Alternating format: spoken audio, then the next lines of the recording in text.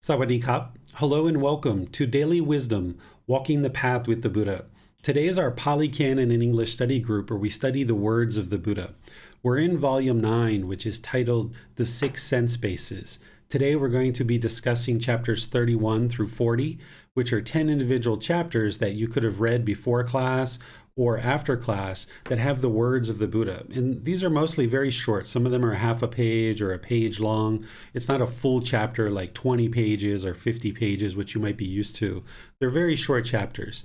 So you have the words of the Buddha. You have a reference back to the Pali Canon if you'd like to go see the longer discourse. And then you have some teachings from me to help you further understand and certain things to think about as it relates to the Buddhist teachings. And today we're actually going to be reading through these as we go. So students that are in Zoom, if you guys would like to volunteer to read a specific chapter, we'll have students read each individual chapter, and then I will share teachings on that particular chapter, and then I'll open up to any questions that you guys might have. If this is your first time joining the Pali Canon English study group, welcome. Pleased that you're here. You can download all these books for free. You can also take that file and go print it. And you can also decide if you'd like to get a printed version from Amazon, whatever the equivalent is in your country. You can order these already pre-printed. And that way you'll be able to learn and progress, maybe reading the chapters before class, and you'll come to class with certain questions. So you just need to go to buddhadailywisdom.com and you'll see the links for the downloaded books. And you also have the links to amazon.com. But if you're in a country that isn't served by amazon.com, you can use the equivalent. In Germany there's Amazon, and Italy and Australia, Japan, and all these other places, they have their own version of Amazon. So the way that we start our classes is we start with a brief meditation just to prepare the mind for the class so that you can clear out the mind, kind of like a little top-up, just a short little meditation to prepare the mind for the class and to be able to retain the teachings for longer so that you'll be able to then apply the teachings in your daily life. The people who join this program are typically meditating 2 or 3 times a day, and they have a really well-established meditation practice. And this meditation that we do prior to class is just like a little top-up. It's not really a full-out meditation the way we might do when we're meditating by ourselves. So if you guys would like to take a meditation position, we'll go ahead and just do some very light guidance just to start our meditation today, and then afterwards we'll move into studying chapters 31 through 40. So if you'd like to just start breathing in through the nose and out through the nose and establish your breath. I'm going to do some chanting, and you're welcome to chant along, and then afterwards I'll come back with some very brief guidance. Arahang Samma Sambuddho Bhagava Bhutang Bhagavantam Abhivateyami Savakhato Bhagavata Dhammo Dhammang Namasami Supatipano Bhagavato Savaka Sangho Sanghang Namami Namo Tassa Bhagavato Arahato Samma Sambuddhassa Namo Tassa Bhagavato Arahato Samma Sambuddhassa Namo Tassa Bhagavato Arahato Samma Sambuddhassa Iti piso bhagava หังสัมมาสัมพุทโธวิชาจารนังสัมมุโนสกขาโตโรกาวิโตอนุเตโรปุริสาดามาสติสัตตาตาวามนุสนังโหโตภาควาติ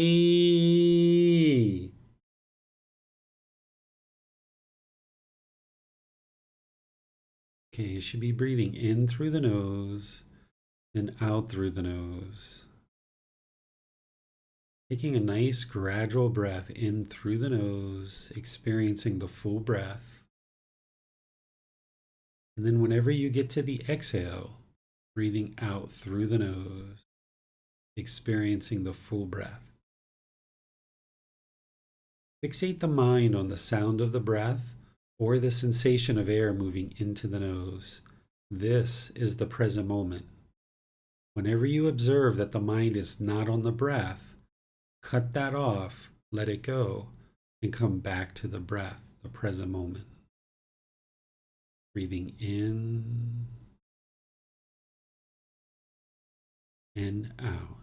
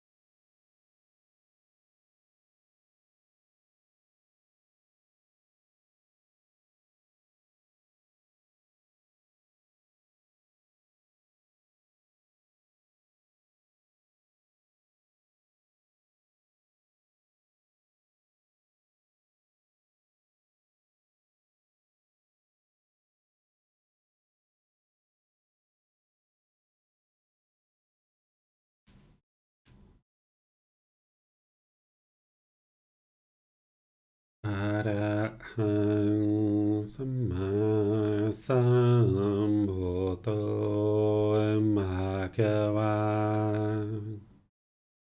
พุทธังภะคะวันตังอภิวาเทมิ สวากขาโตมหะคะวะตาธัมโมดามังนามาสามิสุปฏิปันโนมหะคะวะโตสาวกสังโฆสังฆังนามามินับโมตัสสะภะคะวะโตอะระหะโตสัมมาสัมพุทธัสสะนับโมตัสสะภะคะวะโตอะระหะโตสัมมาสัมพุทธัสสะนับโมตัสสะภะคะวะโตอะระหะโตสัมมาสัมพุทธัสสะอิติปิโสมหะคะวะอะระหังสัมมาสัมพุทโธวิจาจารณังสัมโมโนสักขาโตโรกาวิโตอนุเตโรภูริสาธรรมาสติสัตตาตาวามนุสนังพุทโธภะคะวะติ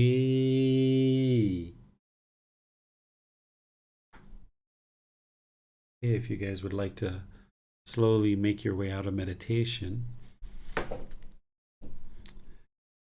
we'll go ahead and transition over to our class to start reading the words of the Buddha in these chapters. We're in volume 9, starting in chapter 31. Our moderator, Miranda, is going to kind of conduct a class in terms of ensuring that we have people to read each chapter. And then after you guys read, I'll teach any teachings to kind of further elaborate on that chapter and then open up to any questions that you guys might have. So we'll go ahead and turn things over to all of you. Yes, sir. Could we have Jan read chapter 31, please?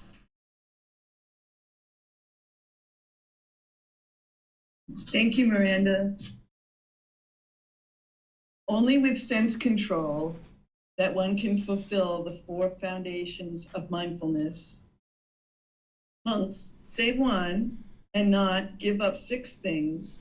He cannot become one who resides in reflecting on the body as body. What 6? Excitement in activity, excitement in gossip, sleep, company, being without a guard on the sense doors, and immoderate in eating. Truly, monks, save one and not give up these 6. He cannot become one who resides in reflecting on the body as body. But one surely can if one gives up these 6. All right. Thank you, Jan. So here the Buddha is talking about the 4 foundations of mindfulness, which are the bodily sensations, the feelings that are experienced in the mind, the condition of the mind, and the mental objects that are deeply rooted in the mind, like ill will and sensual desire and complacency and things like this.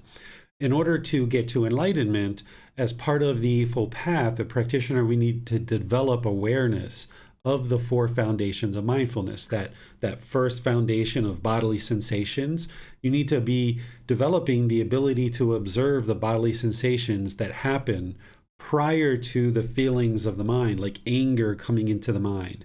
There's a bodily sensation that's happening in your body that is alerting you to this arising anger. The anger has not yet made it to the mind, but yet there's this bodily sensation, or this sadness or boredom or loneliness or fear, even happiness, excitement, elation, and thrill. There's some bodily sensation that is occurring before it becomes feelings in the mind. And then if you miss it as a bodily sensation, it becomes a feeling in the mind. And then if you miss it there, it affects the condition of the mind for multiple hours or days or a couple of weeks. And then it starts to form this mental object, which are much more difficult to uproot and eliminate from the mind. So in order to get to enlightenment, you have to be aware of these bodily sensations, which the Buddha is talking about body as body, one who resides in reflecting on body as body. What he's saying is one who is aware of these bodily sensations, because he also talks about someone who's aware of these bodily sensations, that discontentedness is arising before it becomes a feeling in the mind. He talks about how this person who is aware of the bodily sensations and can easily cut them off and let it go there, that they're very close to enlightenment. So you would need to develop the mind to have awareness of these bodily sensations through your meditation, through training the mind through breathing mindfulness meditation, and then by training the mind to let go, let go, let go, and keep coming back to the breath, you're more easily able to train the mind to not only be aware of these bodily sensations, but then when you observe anger is arising and you see this bodily sensation, you can cut it off and let it go there. And the more actively you can do that with all discontent feelings, pleasant feelings, painful feelings, and feelings that are neither painful nor pleasant, then the mind is getting close to enlightenment. And the Buddha is saying here is if you don't give up these 6 things, if you still hold on to these 6 things, you can develop this awareness of the bodily sensations.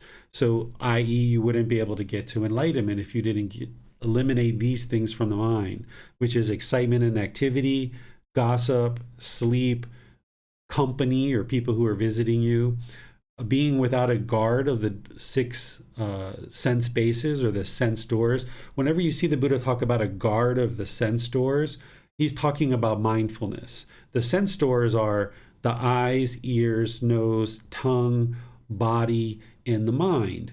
And through the eyes, you see certain forms. Through the ears, you hear certain sounds. Through the nose, you smell certain odors. Through the tongue, you taste certain flavors. Through the body, it comes into contact with certain physical objects, and then there's certain mental objects in the mind. And the way that you gain control and discipline over the mind is that you have this guard, this mindfulness or this awareness of mind of these 6 sense bases or these sense doors, because that's what the mind is craving through.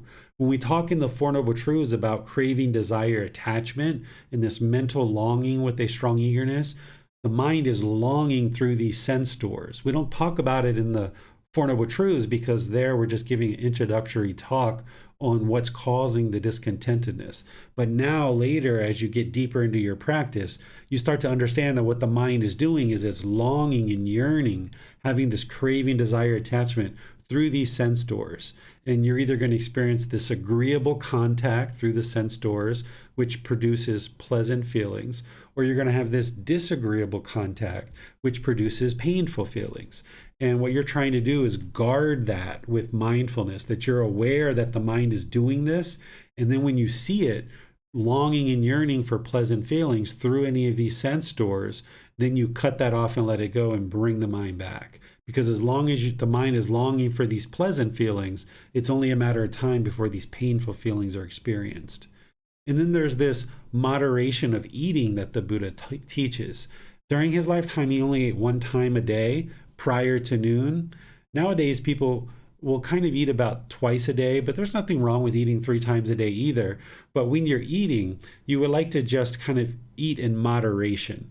Whereas if you're gorging yourself on food, then this is the senses. This is the eyes, the nose, the flavor of the tongue, having this central desire, longing and yearning to kind of gorge on food. So a person who's moving closer and closer to enlightenment, they'll tend to eat smaller portions of food. They'll eat in moderation. So eliminating these 6 things, the Buddha is saying, okay, then you're kind of able to develop this 4 foundations of mindfulness, and particularly being able to observe the bodily sensations. But if you hold on to just one of these things, then he's saying, okay, you're not going to be able to develop this awareness of the bodily sensations. What questions do you guys have on this chapter? Yes, sir. On Facebook, Amina asks a question about excitement and activity. A friend who we had not seen for a couple of years came for a visit. At first, the mind was really excited and felt the stomach get butterflies, and then at that point, I started to say to the mind, no matter if the visit happens or not, be content regardless. It worked this time, but oftentimes it does not, as it feels hard to let go of happy excitement. Any guidance would be appreciated.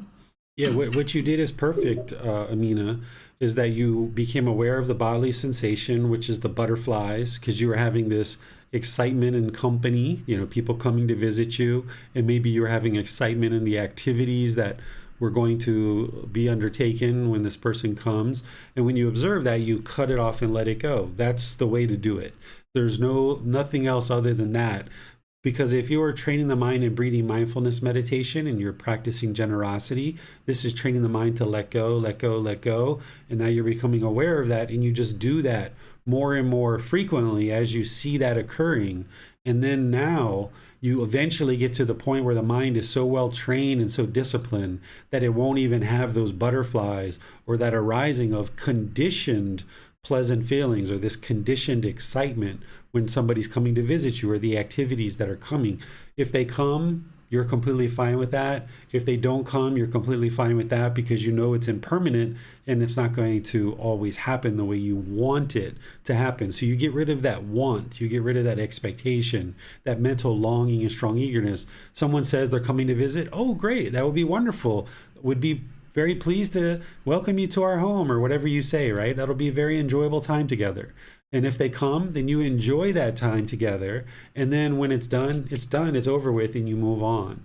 And then if for some reason they call you prior to coming, like, oh, we can't come, this other thing came up, we're not able to come. Oh, no worries. We can get together another time, because you already understood when you made the plans that this plan may or may not happen. This plan is impermanent. So if you get ahead of the curve like you did and not allow the mind to cling and crave and yearn for that person to come, when they can't come, then your mind won't be shaken up by that.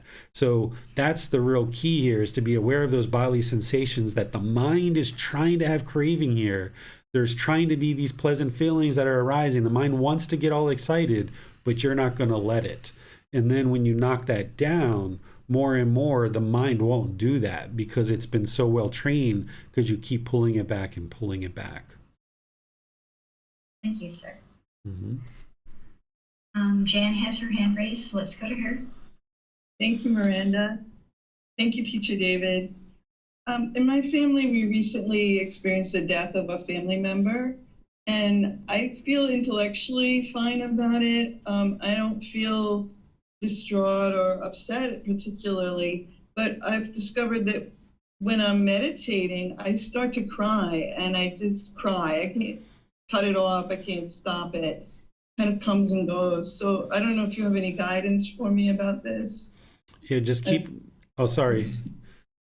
Yeah, I'm done. Thank you. Okay. Yeah, so just keep going. This is normal. And, it's not that you want to hold back your cry, right? Like, I'm sure, had that really good cry that after you're done, you're like, oh my goodness, I feel so much better.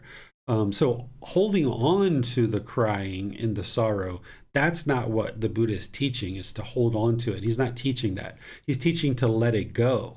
So that if you feel that, okay, sorrow is coming to the mind and you cry, okay, just let it go. You didn't catch it as a bodily sensation. It's coming into the mind as a feeling. Just cry, let it cry, let the mind cry. And then eventually you'll get to the end of that. And maybe you need to cry 5, 10, 20 times, who knows? But each time when you're done, just be done with it and move on. The ideal thing would be, to be able to cut it off and let it go as a bodily sensation. But since there is craving there, there's some kind of attachment to this person. That's what's arising these feelings. And sometimes you just need to have a really good cry, and that's a way to let it go. Thank you. Yeah, let me share this because it's connected to Mina's question too. Is, if there's craving there and you experience the arising of the butterflies, like Amina talked about, or in your case, Jan, you're experiencing this arising of the crying, that's not the problem, right? The rising of the butterflies isn't the problem. The crying isn't the problem. The challenge is that there's craving, desire, attachment there. The butterflies and the crying is the symptom. It's telling you, the mind's telling you, and the body's telling you, hey, there's some craving here. And then when you become aware of it, that's when you take action to cut it off and let it go. But because craving is gradually worn away, you can't just snap your fingers and eliminate it. That's why that meditation is there 2 or 3 times a day to gradually wear that craving away and all other cravings. And that's why you're always practicing generosity throughout your day, practicing generosity in multiple ways, because you're gradually wearing away that craving. So if you observe that there's a rising of craving, as you know, you're not a bad person, you haven't done anything wrong, you're not horrible at the path to enlightenment, you're not horrible at meditation. It's just where the mind is, and you can take note of that, like, oh, I'm having attachment to this person. Okay, I need to get rid of that. I need to clear that out. Or in Amina's case, she had maybe attachment to her friend or getting visitors or the activities that are going to occur. Okay, I see that. Now let me cut that off and let that go. So the fact that these things are arising, or just bringing to your awareness that these things are there, that this craving is there, that's the real problem, the real challenge. And now when you observe it, now you take action to eliminate it over consistent periods of training. And then you just gradually wear it away. It's almost like you've got this big pile of mud in your front yard, and you got to just keep spraying water on it until this mud just gradually wears away and wears away. There's no way to instantly get rid of this mud, right? You have to just keep dosing it with water and water and water, and just keep dosing it, and eventually it just gradually wears away and it's completely gone out of your front yard.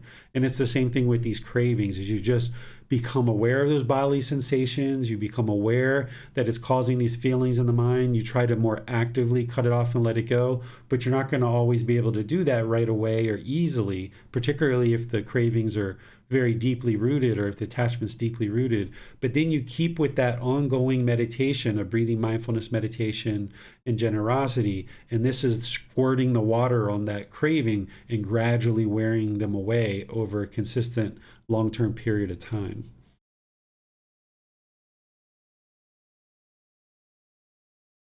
Thank you, sir.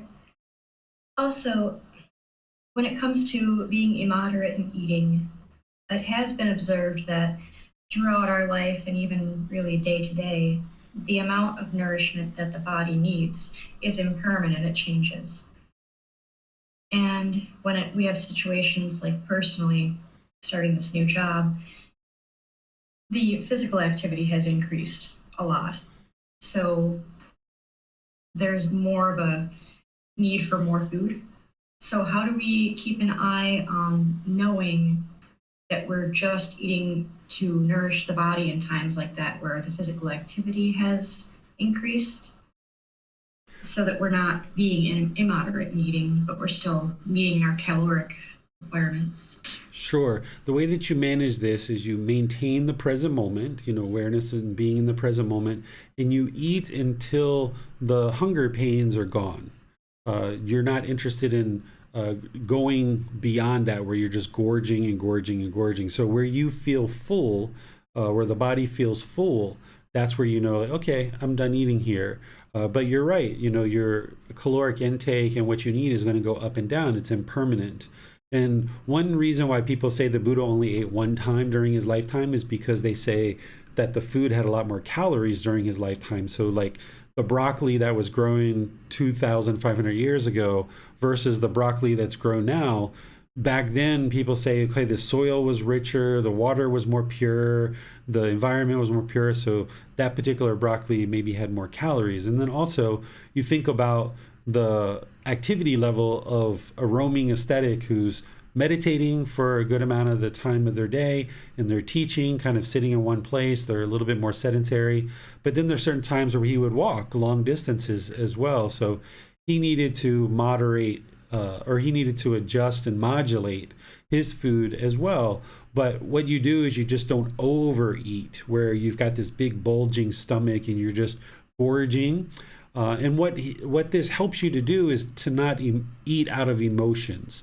Oftentimes, if we aren't aware of the food that we're eating and we don't eat in moderation, if you're feeling sad or lonely or bored, someone might turn to eating as a way to eliminate the loneliness, the boredom, or the sadness or the sorrow, not realizing what they're doing is they're just turning to the sense base of the tongue to try to get these pleasant feelings, because an untrained mind, when they're feeling painful feelings, the only way that they know how to get rid of that is to long for pleasant feelings. And oftentimes it's food that people will turn to in order to get to those pleasant feelings. But that's all part of the problem, is that if we feel painful feelings of sorrow or boredom or loneliness, then turning to food to get to pleasant feelings isn't going to solve the problem. So if you understand to eat in moderation and that you're only eating to maintain the health and nourishment of the physical body,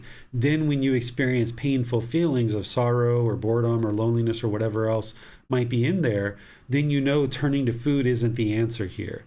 The real answer is to get rid of the craving, desire, attachment. Thank you, sir. Mm-hmm. That appears to be all the questions that we have for this chapter. All right, move on to the next one. Okay, let's go to Donnie for reading chapter 32. Thanks, Miranda. Taints to be abandoned by restraining. What taints, monk, should be abandoned by restraining? Here a monk, reflecting wisely, recites with the eye sense base restrained, the ear sense base restrained, the nose sense base restrained, tongue sense base restrained, body sense base restrained, the mind sense base restrained. While taints, frustration, and unrest or anxiety might arrest in one who resides with the eyes sense base unrestrained, the ear sense base unrestrained, the nose, the tongue, the body, the mind sense base unrestrained. There are no taints, frustration, or unrest, anxiety in one who resides with the sense bases restrained. These are called the taints that should be abandoned by restraining. All right, thank you, Donnie. So here, what a taint is it's a pollution of mind. Specifically, there's 10 taints or 10 fetters that the Buddha taught to eliminate from the mind in order to get to enlightenment. This is what's polluting the mind and keeping it in the unenlightened state. And these 10 fetters there's exact antidotes or remedies to these individual taints or pollutions of mind, or these fetters, this ball and chain that's keeping us trapped in the unenlightened state. Well, one of the major taints or pollutions or fetters is what's called central desire. And these sense bases of the eyes, ears, nose, tongue, body, and mind is what the mind's longing through. So the Buddha is here explaining that you need to restrain these and pull them back. That's what you're doing when you're at the mall. If you're looking around and you see this handsome man or this beautiful woman and your eyes are like, whoa, look at that. That's the mind craving through the eyes to look at this beautiful woman or this handsome man. And where you see the mind doing that, you've got to pull it back. You've got to restrain it. Or you're walking down the street and you're seeing all these restaurants and this wonderful, amazing food. Maybe you just ate like 30 minutes ago or an hour ago and you're like, oh my goodness, I want to eat that so bad. That's the mind longing through the tongue, right? There's these different sense bases that the mind is going to long through. And what the Buddha is saying here is restrain the mind from that, pull it back. And when you can restrain the mind and have this discipline, the Buddha is saying, okay, there's no pollution there that's causing this frustration or this anxiety. Because as long as the mind is longing through these sense bases, sometimes it's going to get what it wants. And it's going to get those conditioned pleasant feelings.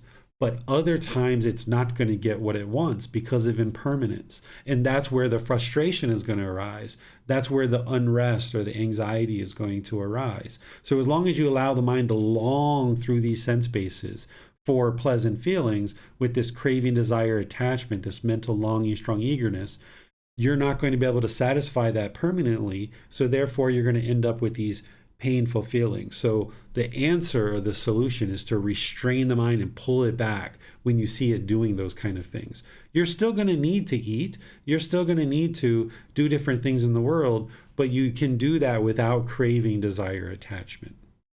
What questions do you guys have here? It does not appear that we have any questions on this chapter, sir.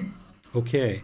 And by the way, in this chapter, I put in the description from me, the 10 fetters, and we're going to be covering this in the group learning program to a certain degree on next Sunday, not tomorrow, but the following Sunday. And I've also covered this recently in the group learning program, so you can actually look at the recording on that and understand what each one of these 10 fetters are, and the antidotes as well. All right, chapter 33. Okay, let's go to Allie to read chapter 33.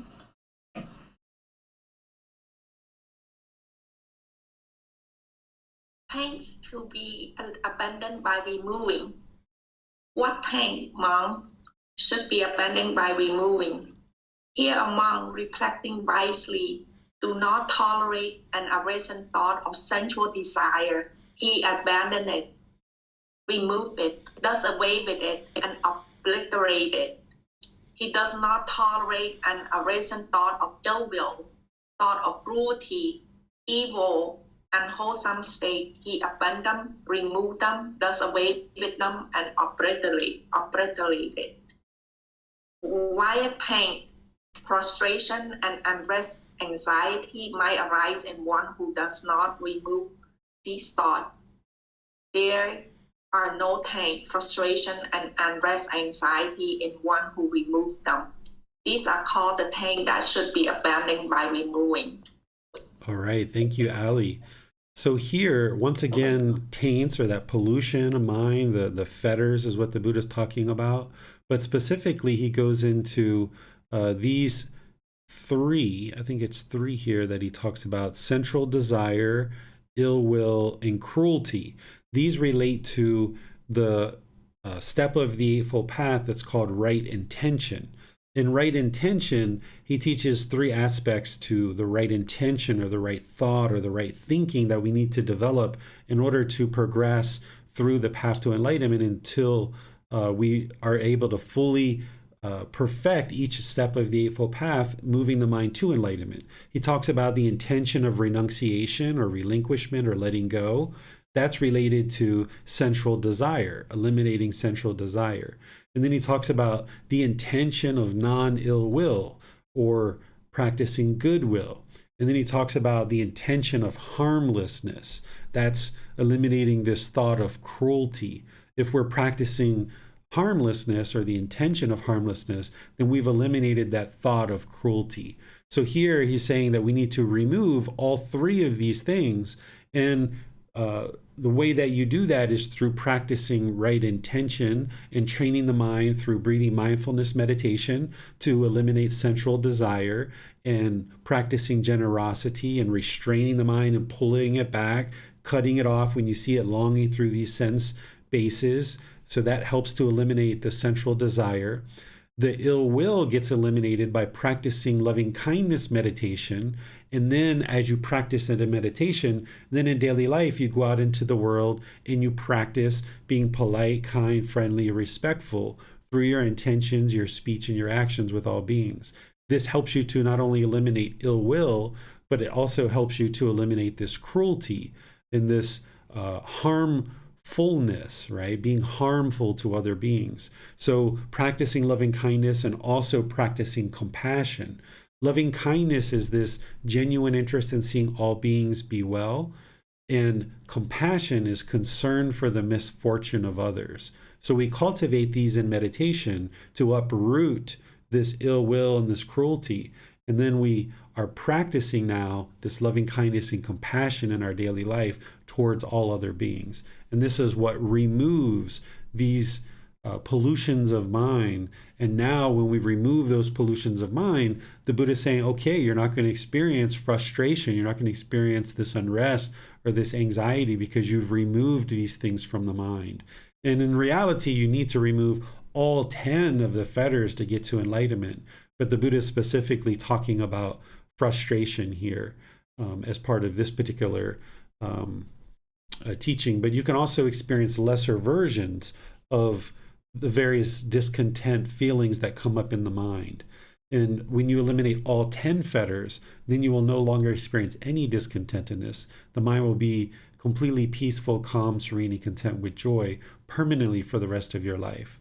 But here he's really honing in on these three, specifically connecting it over to right intention. You can see that connection if you understand what right intention is as part of the Eightfold Path.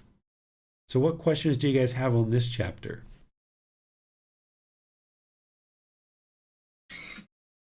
Sir, to double check understanding of this, as you know, the mind used to have a lot of anxiety to the level of panic attacks and being unable to actually physically do certain things in life. So is this saying that because of bringing my practice closer to the middle and removing thoughts of ill will and unwholesome states, and practicing breathing mindfulness meditation, are those two things why there's been such a decrease in the level of anxiety experience, sir? Yes, when you're eliminating these pollutions of mind, then you're going to see a decrease in discontentedness. And when they're ultimately eliminated 100%, that's where you won't see any discontentedness whatsoever. This is where in modern society, we think that anxiety or stress or anger, these are the things we oftentimes consider them a mental illness, and people are told that there's a defect in the brain. But when you deeply learn and practice the Buddhist teachings, you can see that this is not actually true. All that's really transpiring is there's this untrained mind. And because the mind isn't disciplined and it has these pollutions in there, that the mind gets shaken up and it experiences anxiety and experiences other discontent feelings. And when you uproot these pollutions or these taints and you eliminate them from the mind, then the mind comes into this middle way where it's now stable and steady, and you've got this discipline over the mind, and you won't experience any anxiety at all. You know, right now you're experiencing a diminishing amount of anxiety. You've been practicing about 1.5 years, I think, with me, and I know you were practicing before that. But now you're really getting the Buddhist teachings, and you're able to see these more significant improvements because you're studying with the words of the Buddha. And that progress, continuing to do what you're doing, you'll see that progress continue, where if you ultimately get to enlightenment, there'll be no stress, no anxiety, no frustration, and not even the slightest annoyance in the mind. And it's through completely developing the mind and training the mind through the entire Eightfold Path. You can't just say that it's just breathing mindfulness meditation, or it's just generosity, or it's just right intention, or it's just right speech, but it's this comprehensive approach to training the mind through this entire path to enlightenment. Thank you, sir. You're welcome. That appears to be all the questions we have on this chapter, sir. All right, we'll go to chapter 34. Benefit when taints abandoned.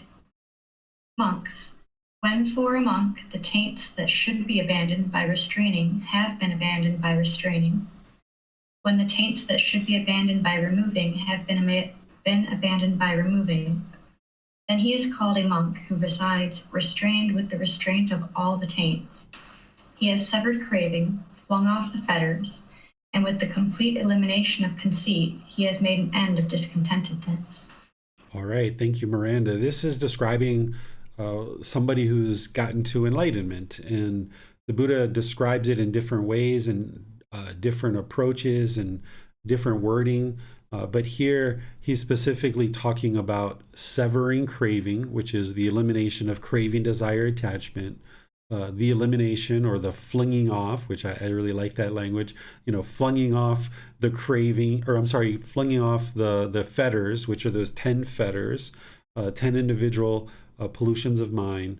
And one of those pollutions is conceit. So with the complete elimination of conceit or arrogance or pride, judging others, measuring and comparing each other, having done all of these things, then the Buddha says, okay, this is the end of discontentedness. So by eliminating the 10 fetters, the mind is completely purified. The mind has eliminated discontentedness. It's experiencing this peaceful, calm, serene, content mind with joy. Never again will it ever experience any discontentedness. And there won't be rebirth either, that you won't come back into the world and experience this all over again countless times as we've been doing in the past.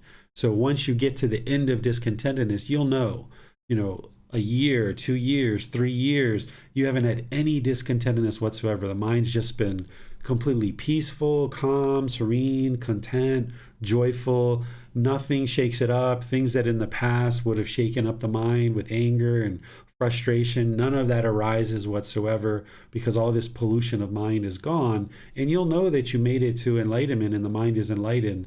But I don't suggest you ever convince yourself of that, because that's where the conceit can kind of come back in.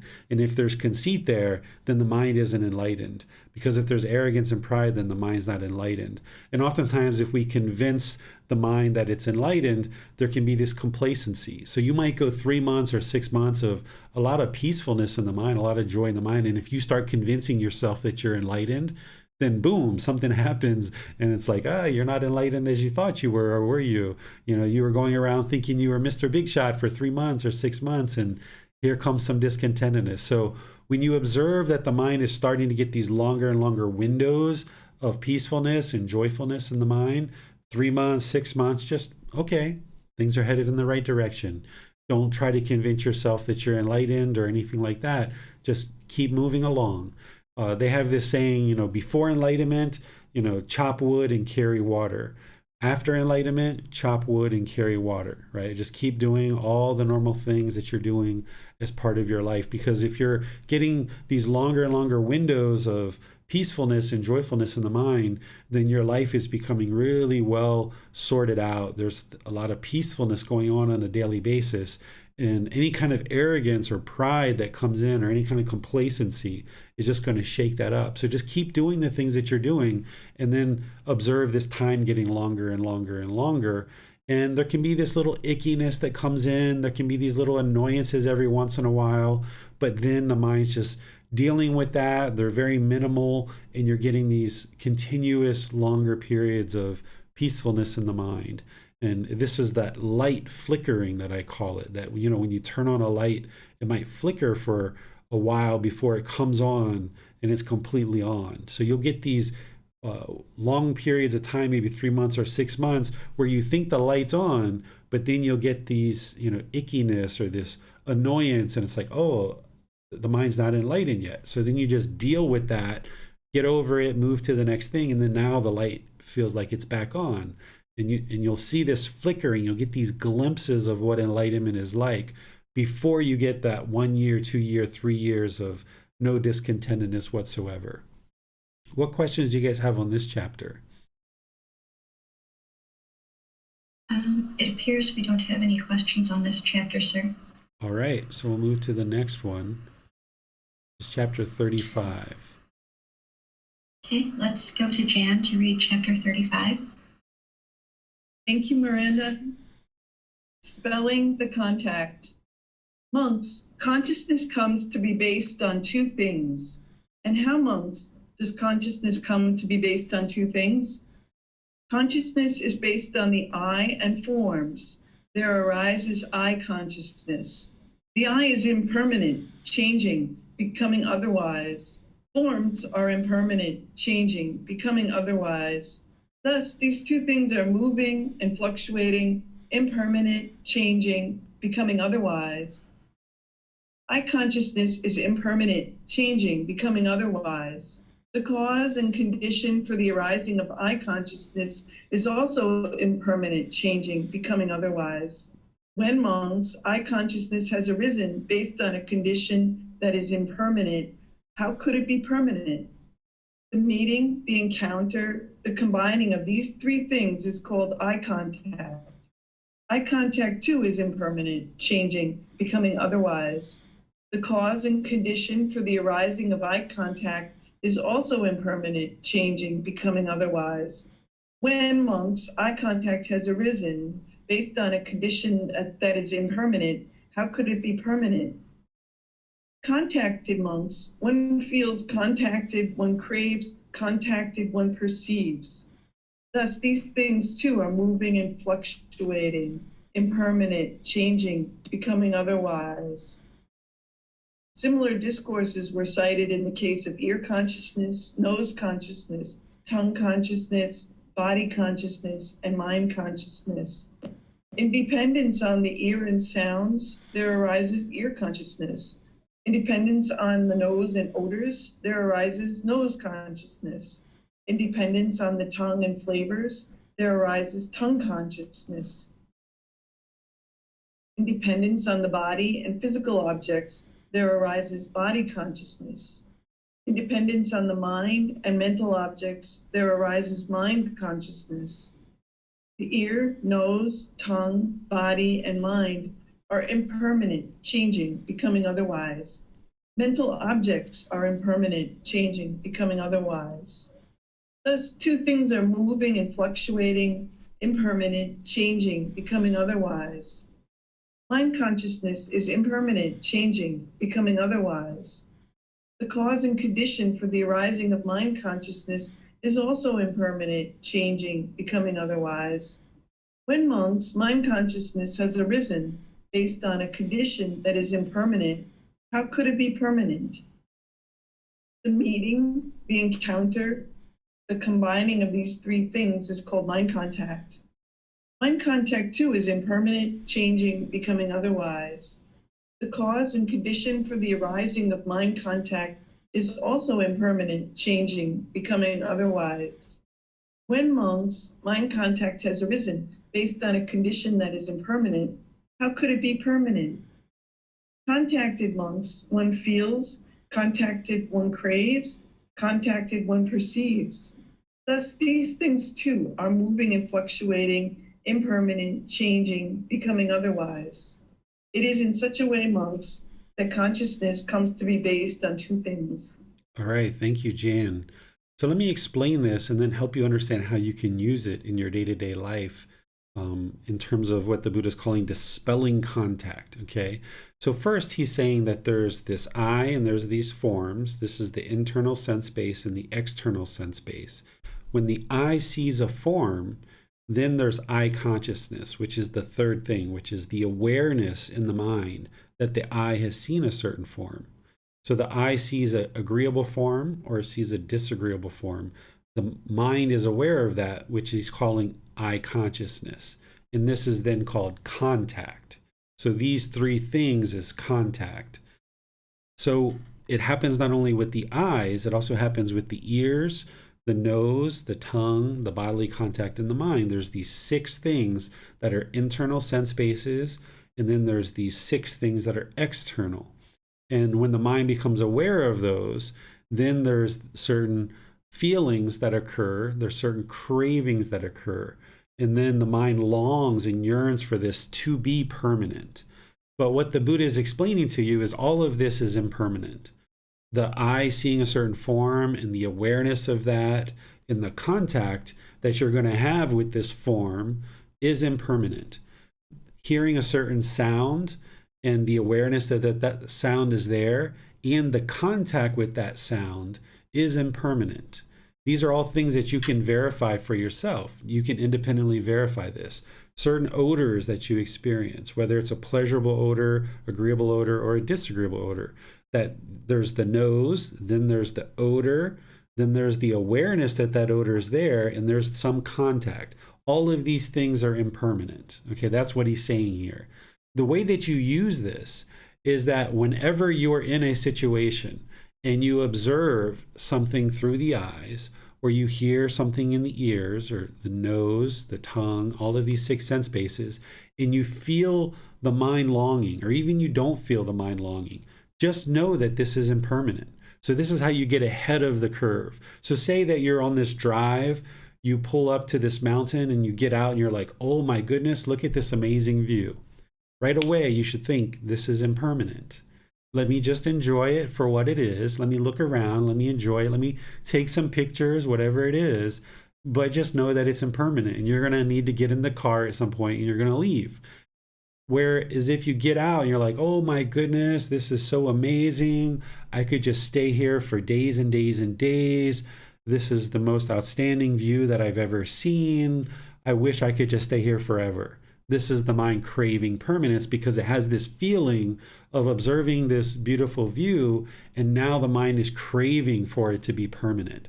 So what you do is you get ahead of that whole curve, because the Buddha is explaining to you that all these things you're coming in contact with are impermanent. So you can enjoy it for the moment, and then just don't allow the mind to cling to it. That's how you train the mind through these teachings, is that the Buddha is alerting you to this natural law of existence. He's guiding you. He's explaining to you that all these things you come in contact with are impermanent. So now with that wisdom, what you do is whenever you're involved in anything that you're involved in, you just always acknowledge that you know it's impermanent, and therefore by recognizing that in the mind up front, then that kind of protects the mind so that the mind doesn't try to cling to it. And this is how you can use a teaching like this to protect the mind.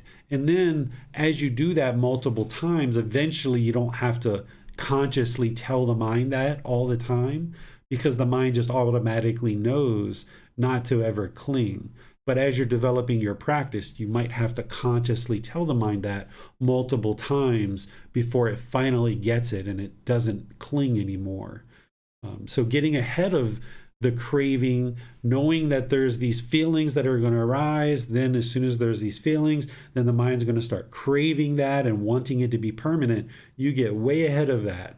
And where you see the bodily sensations arising, you cut that off and let it go, and you say, hey, this is impermanent. Let me just enjoy it for the moment, and then it's going to be over.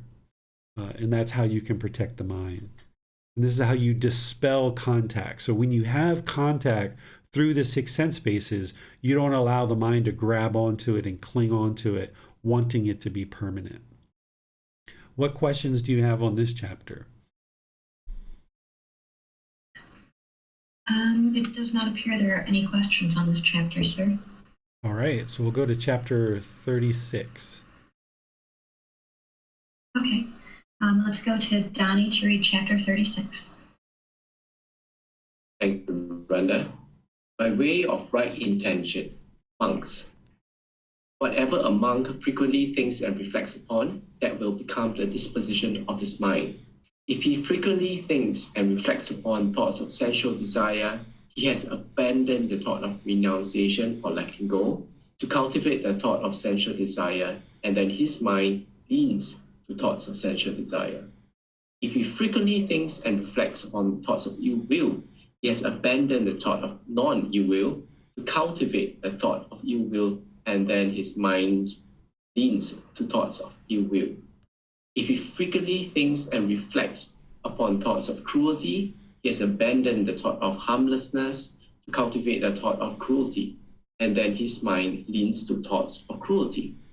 Just as the last month of the rainy season in the autumn, when the crops thicken, a cattle worker would guard his cows by constantly tapping and poking them on this side and that with a stick to check and curb them.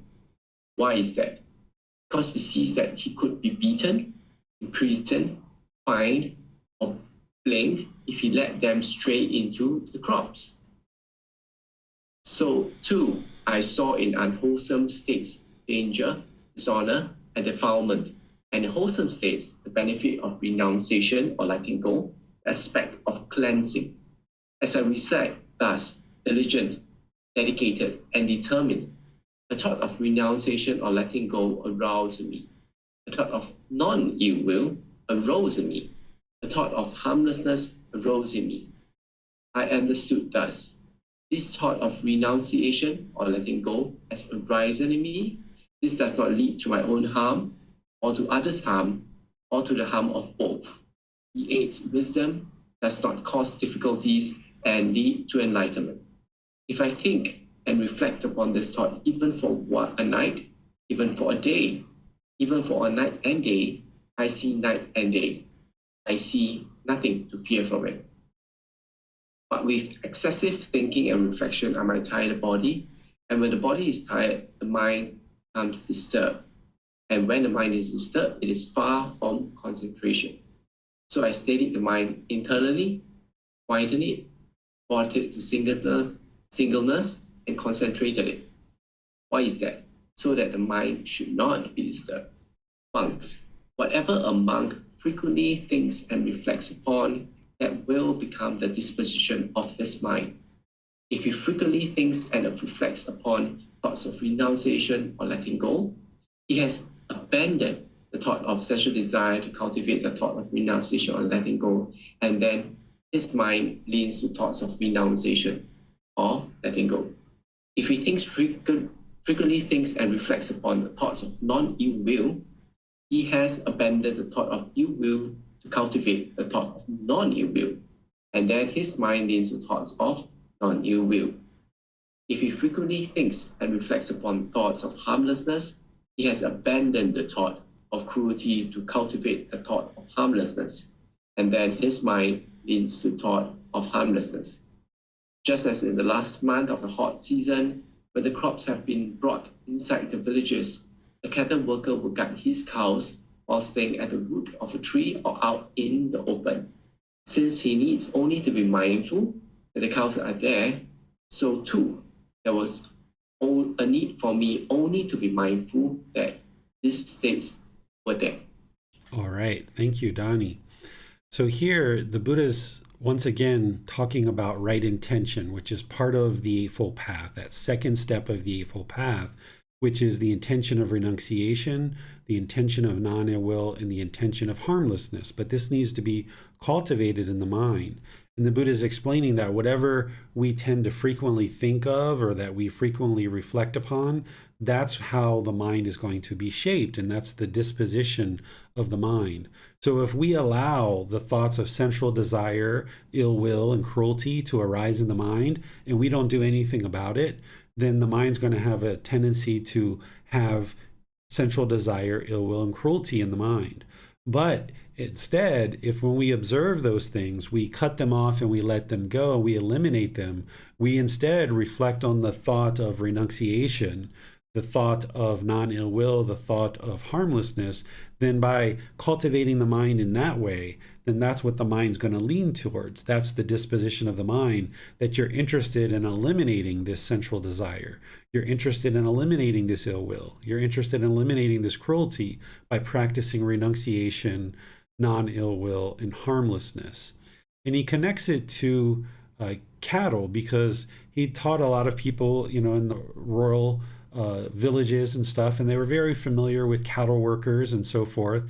And he talks about this cattle worker who is, kind of minding the herd of cows, and they need to constantly be aware of these cows when the crops are out and the crops are bearing and close to harvest. He needs to ensure that the cows are not eating this food, because if the cows trample over the crops of the farmers, that cattle worker is going to get into a lot of trouble. He's going to have a lot of problems. So same thing is, if we allow sensual desire, ill will, and cruelty to reside in the mind, there's going to be a lot of danger. There's going to be a lot of harm. There's going to be a lot of struggles. And that's what the Buddha is talking about here. But he says what he did as part of his path to enlightenment is he remained diligent, dedicated, and determined to arise this renunciation or letting go, this thought of non-ill will and this thought of harmlessness. And by arising that and training the mind and cultivating that, that's always there. Instead of being constantly aware and worried about whether these cows are going to damage the crops of the farmers because of the danger involved there, instead it's like, okay, once these thoughts are cultivated, that there's this intention of renunciation, this intention of non-ill will, and this intention of harmlessness, now the cattle worker can be at ease. It's like the farmers have taken the crops in, and now the cows can kind of roam, and he can just sit down and relax by the tree, knowing that the cows are where they are, that they're not going to cause any harm. Same way as when you cultivate renunciation, non-ill will, and harmlessness, you can reside at ease because you know that any unwholesome states that arise, you're going to practice renunciation or letting go. You're practicing non-ill will or loving kindness in all situations that you're interacting with people. And you're practicing this harmlessness amongst all people. And when you're practicing this intention of renunciation, non-ill will, and harmlessness, now your speech and your actions and your livelihood, your moral conduct is going to emanate from that. And now you can be at ease because you know you're not causing harm to anyone in the world. The mind, it doesn't need to be shaken up. So when you go this extended period of time, a year, 2 years, 3 years of cultivating this Eightfold Path, particularly what he's talking about here is right intention, you can get to the point where the mind is at ease. You realize that you're not causing any harm to anyone in the world, and no harm is coming back to you. And you see that over extended periods of time. And this is where your life becomes very peaceful, and the mind becomes very peaceful because you're now practicing these wholesome qualities. And you can be at ease, much like this cattle worker that doesn't have to be worried about his cows because there's no crops, that his cows can just kind of roam freely, so to speak. What questions do you guys have on this chapter? Yes, sir. Is this also speaking to right effort a little bit? Because we have to put effort into arising wholesome thoughts and cutting off unwholesome thoughts. So when reading this, the mind just kind of goes to, okay, well, this is also right effort to have right intention. Yes, whenever you see talking about diligence and dedication and determination, there's going to be a certain amount of right effort involved, because when you're cultivating the wholesome and you're eliminating the unwholesome, there needs to be right effort there in order to accomplish that. And then is this also speaking here about having our practice be in the middle, not excessively trying, but not being negligent? Just because of the part where he says that excessive thinking and reflection, I might tire the body, and that paragraph there, is that talking about keeping our practice in the middle, sir? Exactly, because if there's craving, desire, attachment, like I want to get to enlightenment so badly, or I want to get rid of these unwholesome qualities, or I want to cultivate these wholesome qualities, that's the craving, desire, attachment, and it's going to cause this excessive thinking, and it's going to not only tire the mind, but it's going to tire the body.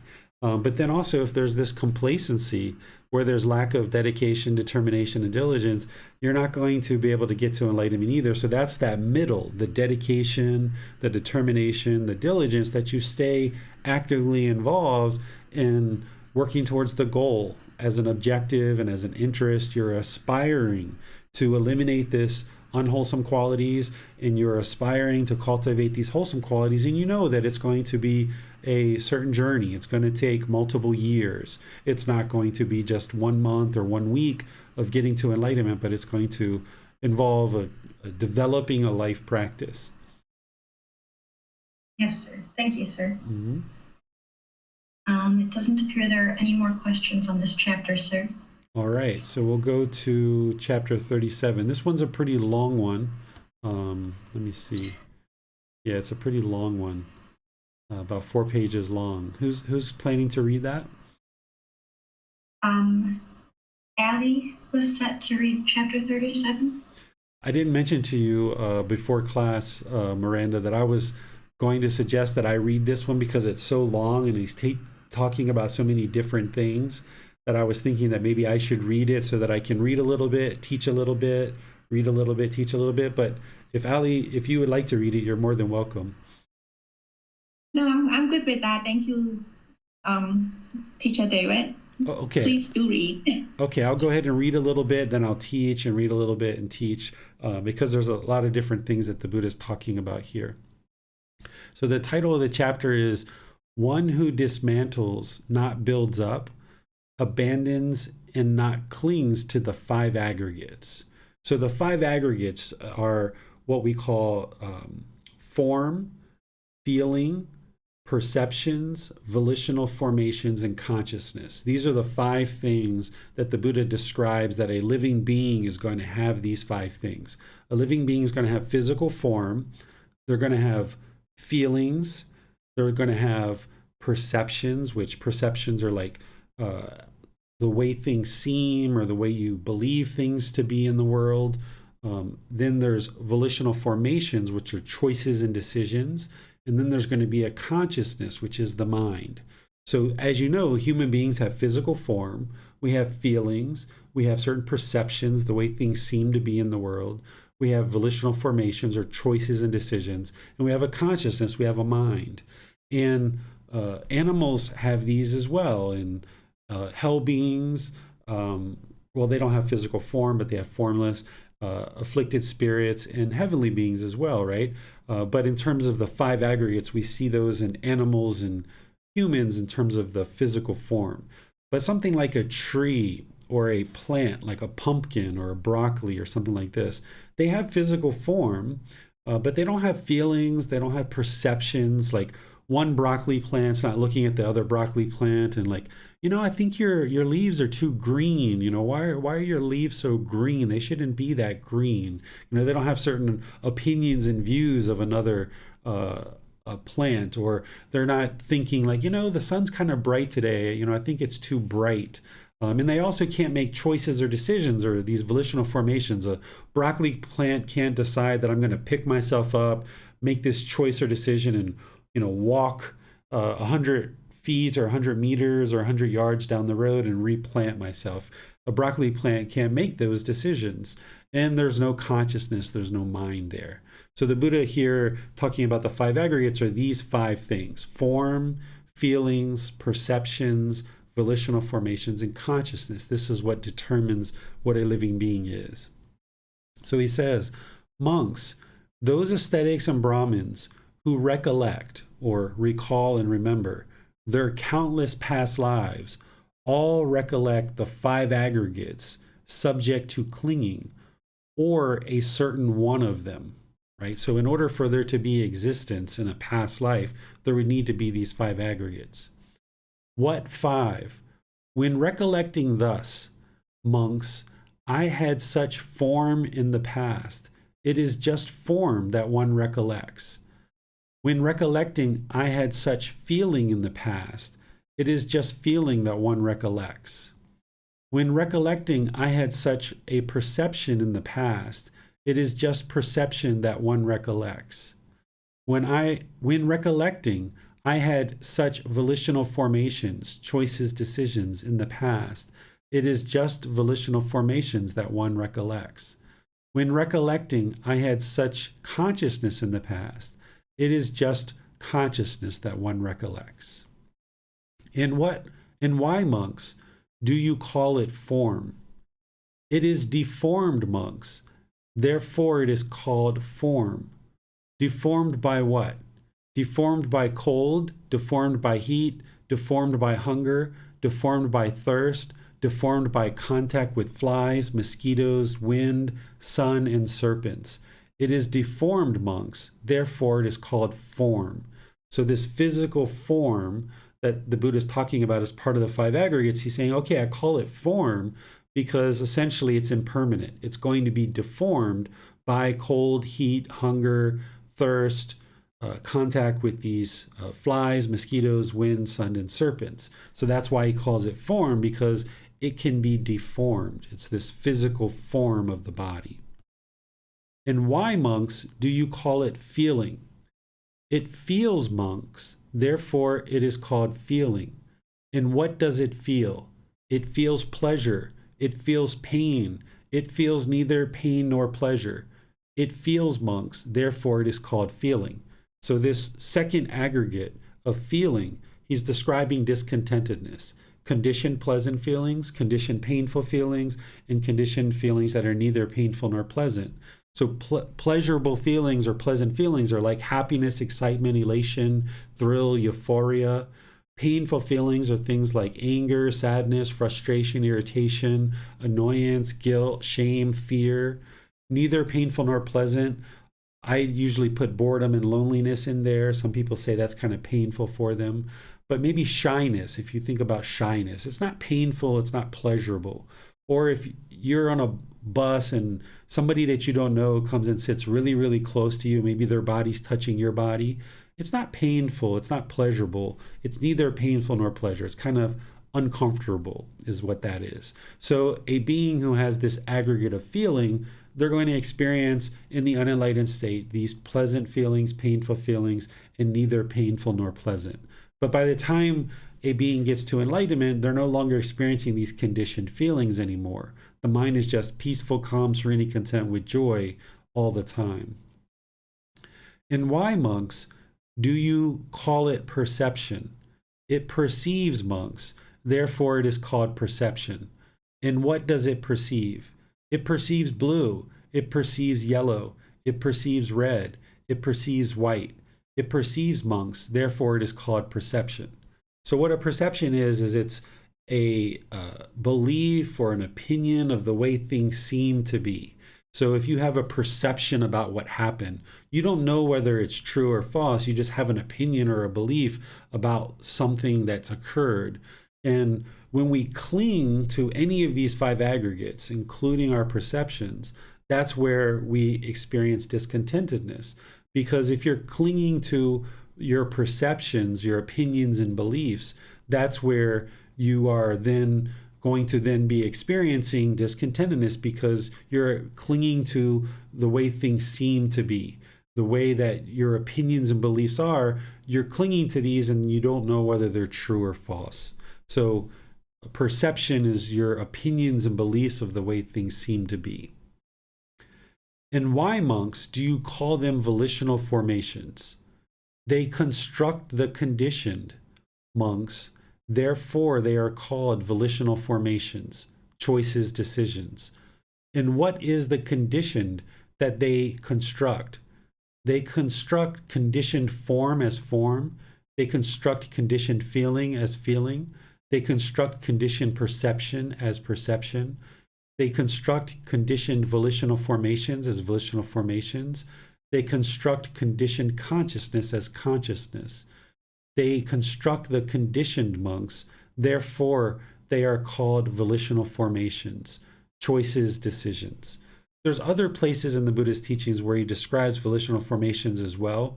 What volitional formations are is choices or decisions. If you're making choices and decisions now about something that's going to happen 3 months from now, and then you hold on and you cling to that choice and decision, even though things have changed between now and 3 months from now, as long as you hold on to that volitional formation and you're unwilling to change and understand the impermanence, then by clinging to your decision, it's going to produce discontentedness in the mind. So what you do instead is you might have certain things you're planning to do 3 months from now. You might have certain decisions that you're starting to formulate about 3 months from now, but you don't cling to them. As you gain more and more insight over the next 3 months, be willing to change your decisions and let go of the decisions you made 3 months ago based on this new information that you've gotten. That's how you ensure that you're not clinging to volitional formations. And why, monks, do you call it consciousness? It recognizes, monks, therefore it is called consciousness. And what does it recognize? It recognizes sour, it recognizes bitter, it recognizes pungent, it recognizes sweet, it recognizes sharp, it recognizes mild, it recognizes salty, it recognizes bland. It recognizes, monks, therefore it is called consciousness. So this is the awareness of the mind. And here the Buddha is specifically talking about awareness through the tongue. But you saw in that previous chapter where he talks about eye consciousness, ear consciousness, nose consciousness, tongue consciousness, body consciousness, and mind consciousness. So the mind becomes aware of this input that's coming in through the 6 sense bases. And when you have this awareness of what's coming through the six sense bases, that's where there's the potential for conditioned pleasant feelings, conditioned painful feelings, conditioned feelings that are neither painful nor pleasant. And then when those feelings arise, there's the potential for there to be craving or desire, attachment, this mental longing and strong eagerness. So as long as the mind is clinging and holding on to this consciousness, it's one of those five aggregates, it's going to experience discontentedness. Therein, monks, the instructed noble disciple reflects thus: I am now being consumed by form. In the past, too, I was consumed by present form. If I were to seek excitement in future form, then in the future, too, I shall be consumed by form in the very same way that I am now being consumed by present form. Having reflected thus, he becomes indifferent towards past forms. He does not seek excitement in future form, and he is practicing for the distancing towards present form, for its fading away in its elimination. And then, of course, the Buddha spoke the same thing related to feelings, perception, volitional formations, and consciousness. What he's getting to here is, remember when he first started talking, he was talking about somebody who is recalling their past lives and observing that they had past lives. And the Buddha is saying, okay, what you're really observing is these five aggregates of form, feeling, perception, volitional formations, and consciousness. That's what you're actually observing when you're observing past lives. And now what he's saying is, okay, you should be indifferent towards past lives or these forms or these feelings, these perceptions, volitional formations, and consciousness that occurred in the past. These past lives, you should be indifferent to them because essentially those past lives don't really matter. And then he's saying you shouldn't excite in future lives and existing in the future, in the cycle of rebirth. He says, exciting in this future form or these future lives, that's going to keep you trapped in this cycle of rebirth, because as long as you're clinging and wanting and desiring for there to be a future life, then there's craving in the mind, there's going to be future existence. So what he's suggesting that someone does is they practice for the distancing towards present form. So this present form as a human being that you are now, the Buddha is saying, okay, distance yourself from that. No longer see it as this is something that you're craving, you're desiring, you're wanting to exist in this physical form. Instead, start distancing the mind from that and seeing that that's problematic, that that's the real struggle, that as long as there's existence in some physical form, then there's going to be this discontentedness. There's going to be this sorrow, this sadness, this grief, this despair. So develop and cultivate the mind where you're fading away and eliminating this desire for future rebirth. That's what he's essentially getting to here in this first part. And now he's going to basically say, the reason why is because all of this stuff is impermanent. That as long as you cling to form, feelings, perceptions, volitional formations, and consciousness, as long as you cling to these things, because they're impermanent, it's going to cause discontentedness. So what do you think, monks? Is form permanent or impermanent? Impermanent, Venerable Sir. Is what is impermanent discontentedness or contentedness? Discontentedness, Venerable Sir. Is what is impermanent discontentedness and subject to change fit to be regarded thus? This is mine, this I am, this is myself? No, Venerable Sir. So here he's showing that physical form is impermanent. As long as we cling to it, there's going to be discontentedness. And as long as we think that this physical form is who I am as a person, this is myself, then there's going to be discontentedness. So he's kind of pointing to the universal truth of non-self here in this third question that he asks. Right? So this is helping the mind to recognize that this physical form is impermanent. As long as I cling to it, there's going to be discontentedness. As long as I think that this physical body is me and who I am as a person, this is mine, this I am, this is myself, then there's going to be discontentedness. So why cling to any of this stuff? And then he goes through all the other 5 aggregates talking about the same things.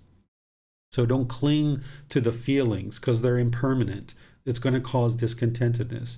Those feelings that you experience in the mind, that's not who you are as a person. The perceptions, they're impermanent. Don't cling to them because it's going to cause discontentedness. You are not your perceptions, your opinions and beliefs of the way things are in the world. That's not who you are as a person.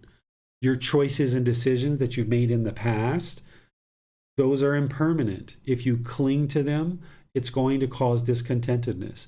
That's not who you are as a person. So if you chose to steal, if you chose to have sexual misconduct, if you chose to do harmful things in the past, that's not who you are as a person. Those are just decisions that you made. They're impermanent. You're beyond that now, and you can improve your decision making going forward. And as long as you cling to it and you think that this is who you are as a person, then you're going to be discontent because of it.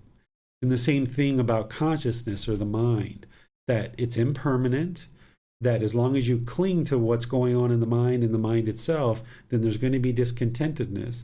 And this mind, this self-identity that's in the mind, it's not who you are as a person. It's impermanent. It's not the self. It's not who you are. Therefore, monks, any kind of form whatsoever, whether past, future, or present, internal, external, gross or subtle, inferior or superior, far or near, all consciousness should be seen as it really is with correct wisdom thus: this is not mine, this I am not, this is not myself. So again, he's pointing to the universal truth of non-self, saying none of these things are who you are. These 5 aggregates of form, feelings, perceptions, volitional formations or choices and decisions, and consciousness or the mind, this is not who you are as a person. These are just things that have come together for this existence, and they're impermanent.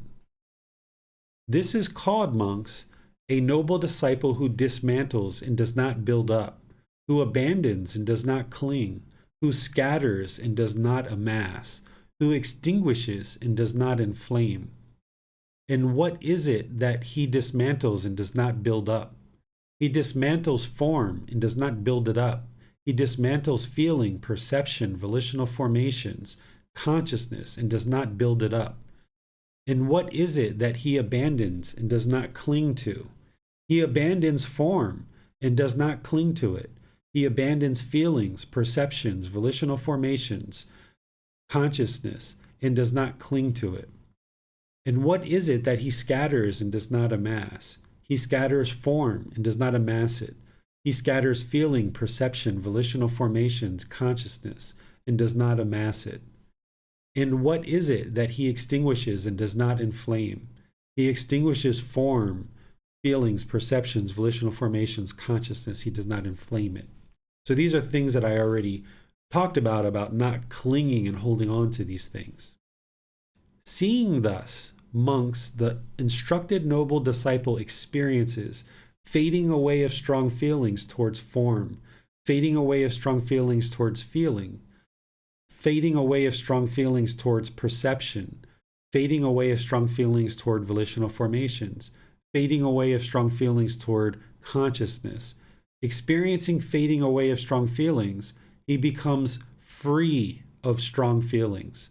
Through freedom from strong feelings, his mind is liberated. When it is liberated, there comes the knowledge it's liberated. He understands. Destroyed is birth. The holy life has been lived. What had to be done has been done. There is no more for this state of being. So here he's talking about someone who doesn't cling to the 5 aggregates. Then there's this fading away of strong feelings, that the discontentedness is gradually diminishing. That's what I describe it as, this discontentedness gradually diminishing. The Buddha talks about it as fading away of strong feelings.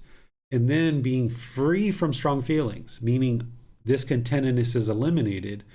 Now there's freedom from strong feelings. The mind is liberated. This is enlightenment. The mind is liberated. It's free. It no longer has these pleasant feelings, painful feelings, and feelings that are neither painful nor pleasant, these conditioned feelings. It's just always peaceful, calm, serenity, content with joy. It's liberated.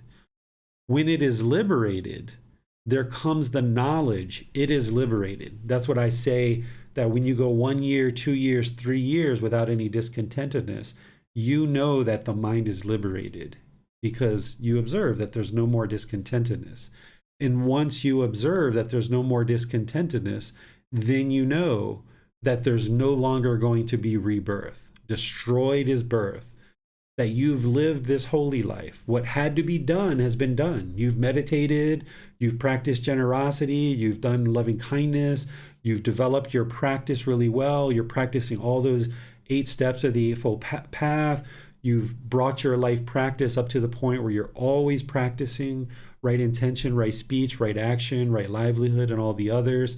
It's effortless for you by this time, that the mind is just effortlessly practicing this. So what had to be done has been done. There's been this deep training of the mind. There is no more for this state of being. There's no more existence. Once the mind gets to that enlightened mental state, it's no longer going to experience this misery and pain of existence ever again. This is called, monks, a noble disciple who neither builds nor dismantles, but who resides having dismantled, who neither abandons nor clings, but who resides having abandoned, who neither scatters nor amasses, but who resides having scattered, who neither extinguishes nor inflames, but who resides having extinguished it. And what is it, monks, that he neither builds up nor dismantles, but resides having dismantled? He neither builds up nor dismantles form, but he resides having dismantled it. He neither builds nor dismantles feeling, perception, volitional formations, consciousness, but resides having dismantled it. So dismantling the 5 aggregates means that you're no longer going to be reborn, that you are no longer building it up by clinging to it, that you have let go of clinging to these 5 aggregates. And what is it that he neither abandons nor clings to, but resides having abandoned? He neither abandons nor clings to form, but resides having abandoned it. He neither abandons nor clings to feeling, perception, volitional formations, consciousness, but resides having abandoned it, no longer having a desire to exist in this cycle of rebirth. And what is it that he neither scatters nor amasses, but resides having scattered? He neither scatters nor amasses form, feeling, perception, volitional formations, consciousness, but resides having scattered it. And what is it that he neither extinguishes nor inflames, but resides having extinguished? He neither extinguishes nor inflames form, feeling, perception, volitional formations, consciousness, but resides having extinguished it. When, monks, a monk is thus liberated in mind, the heavenly beings together with Indrid, Brahma, and Pajapati pay homage, respect to him from far away. Homage, respect to you, O thoroughbred man. Homage, respect to you, O highest among men. We ourselves do not directly know, dependent upon what you meditate. Okay, so what he's talking about here is that once a human being becomes liberated, the heavenly beings, along with these other beings that they respected during the lifetime of the Buddha, respect this individual for having attained enlightenment. And they respect from far away. You know, they're not right next to you handing you a certificate, but he's saying, okay, beings, heavenly beings and these other beings respect someone who's purified the mind, getting all the way to enlightenment and liberating the mind. And the Buddha is saying, okay, these people respect you, or these beings respect you, in terms of looking at you as a very high practicing individual, right? The Buddha is describing as, O thoroughbred of a man, or O highest among men, which is essentially like, okay, this is a very wholesome person, is what the Buddha is explaining, is this person is very wholesome. We ourselves do not know directly, right? Because heavenly beings are still in existence. They haven't attained enlightenment yet. So they don't know directly what enlightenment is. So we ourselves do not know directly what enlightenment is, dependent upon what you meditate. So depending upon how you meditate and how you practice these teachings is going to determine how the mind comes into this enlightened mental state. So what questions do you guys have on this chapter? It's a very long one. It appears we don't have any questions on this chapter at this time, sir. Okay, I think I just saw Jan's hand went up. Yes. Yes, let's go. Thank you. Thanks, Miranda. Thank you, Teacher David.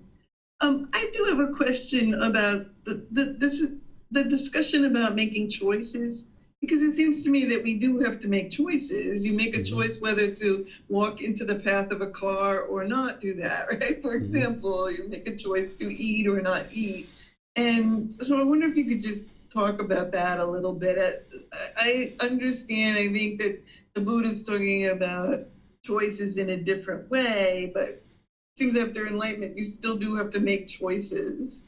Yeah, the difference is you're not clinging to them, right? Here, the title of this where the Buddha talks about not clinging to the five aggregates. So that when you're enlightened, there's still going to be physical form. There's a physical body, but you're not clinging to it. So, oh my goodness, I got a wrinkle. Oh my goodness, I got a gray hair. That's clinging to the five aggregates, the aggregate of form.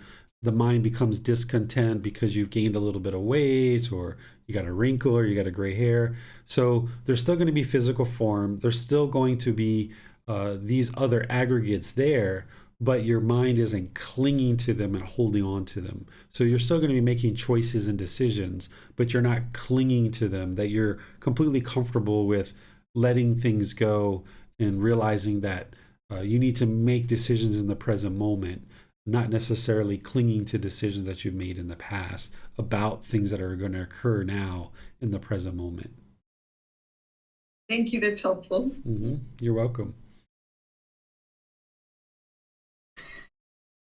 Also, sir, is it common when a practitioner begins to see past lives to at first have some kind of emotions associated with observing those?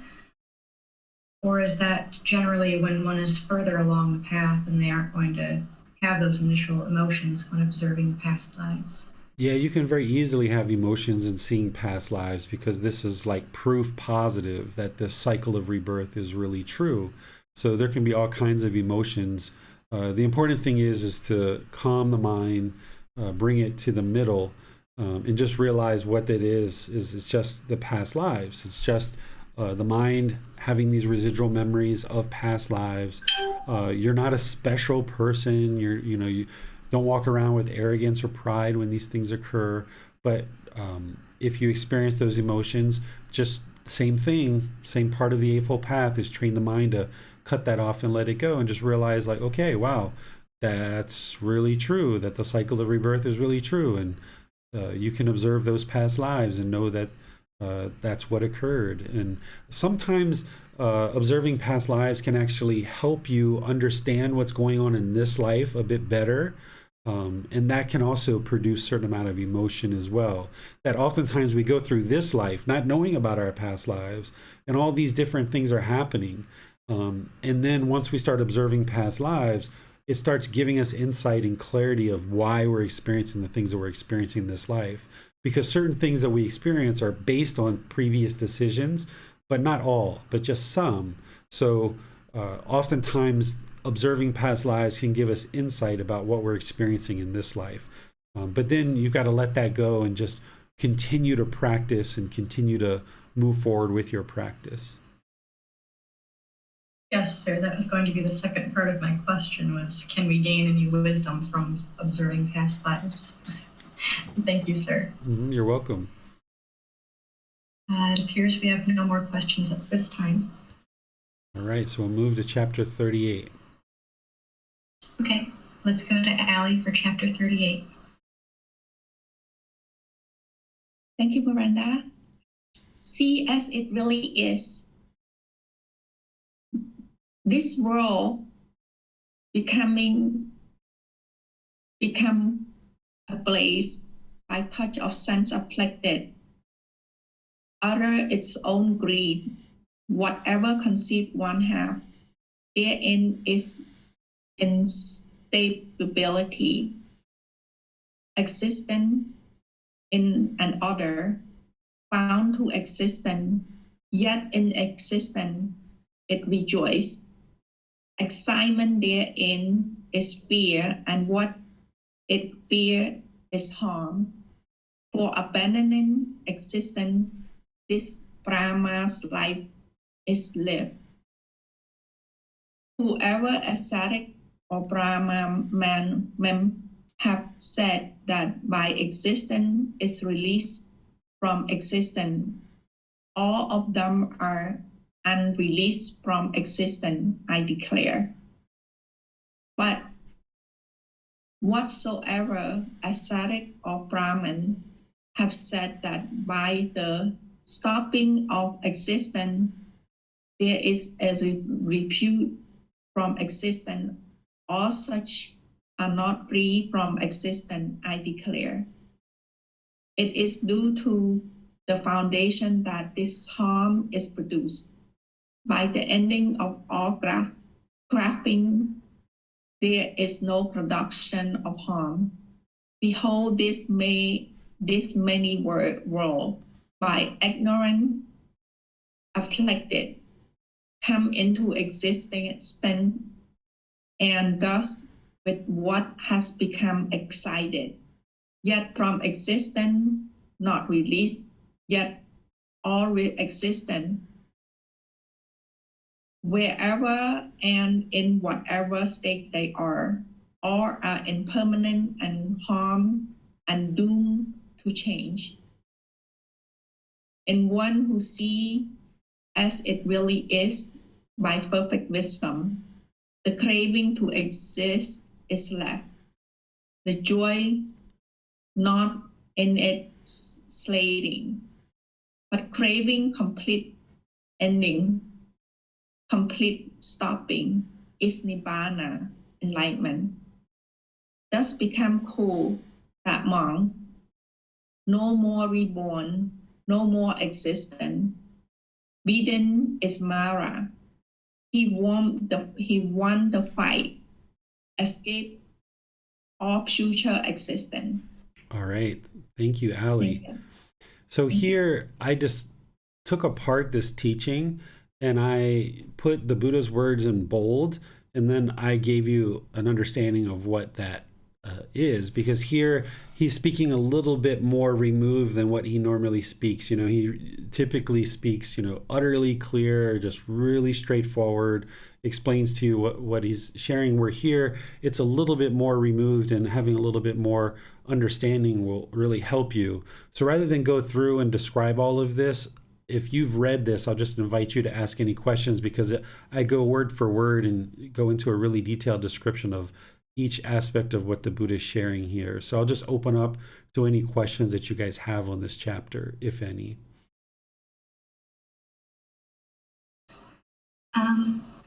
It's not about this chapter, but about chapter 38, sir, on Facebook. Amina asks, this quote, "By the ending of all grasping, there is no production of harm." Should we interpret this to mean that once and only after we are free from all attachments, that we can be assured to do no harm to ourselves or others? So the grasping here, by ending of all grasping, there is no production of harm. So grasping is craving, desire, attachment, the mental longing and strong eagerness. Whenever there's craving, desire, attachment, that means there's central desire there, and a being is having certain cravings, certain selfish desires.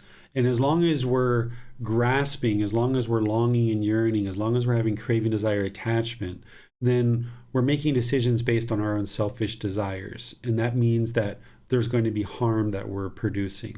But when we eliminate our craving, desire, attachments, and we're working towards things as a goal or an objective, then we can make decisions that are working towards our objective without this yearning and this longing Because if there's longing and yearning, then there's going to be harm that we produce because we're only looking out for our own self-interest.